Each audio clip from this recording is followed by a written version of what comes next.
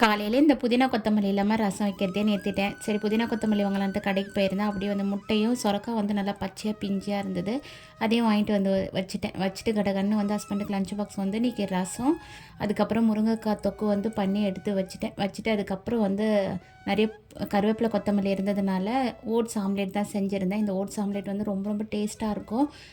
பார்த்திங்கன்னா இதில் ஓட்ஸ் வந்து நல்லா பவுடர் பண்ணிவிட்டு கொஞ்சமாக தண்ணி விட்டு மிக்ஸ் பண்ணி ஒரு 10 நிமிஷம் நல்லா ஊற விட்டுட்டு, அதுக்கப்புறம் நம்மளுக்கு தேவையான அளவு முட்டை, கருவேப்பிலை, கொத்தமல்லி, மிளகு, சீரகத்தூள், மஞ்சத்தூள், அதுக்கப்புறம் இதுக்கு தேவையான வெஜிடபிள்ஸ் இருந்தால் நம்ம பொடி பொடியாக கட் பண்ணி நிறைய சேர்த்துக்கலாம். என்கிட்ட இப்போ வெஜிடபிள்ஸ் இல்லை, அதனால் நான் வெங்காயம், அப்புறம் கருவேப்பிலை, கொத்தமல்லி, மிளகு, சீரகத்தூள், மஞ்சத்தூள்லாம் போட்டு நல்லா மிக்ஸ் பண்ணிவிட்டு, அதுக்கப்புறம் வந்து நல்லா திக்காக ஊற்றி சாப்பிட்டோம்னா சூப்பராக இருக்கும். நான் கொஞ்சம் இன்றைக்கி மெலிசாக தான் ஊற்றியிருக்கேன். சமையல் வேலையெல்லாம் முடிச்சுட்டு திரும்பி பார்த்தா கிச்சன் இந்த மாதிரி இருக்குது. சாப்பிட்டு கிச்சனை கடகடன்னு க்ளீன் பண்ணிவிட்டு, அதுக்கப்புறம் வந்து ஃப்ரெஷ்ஷாக ஒரு அவகேடோ ஜூஸ் தான் வந்து போட்டு குடித்தேன். இதில் பாதாம் பீஸ் எல்லாம் போட்டு குடிக்க ரொம்ப சூப்பராக இருந்தது.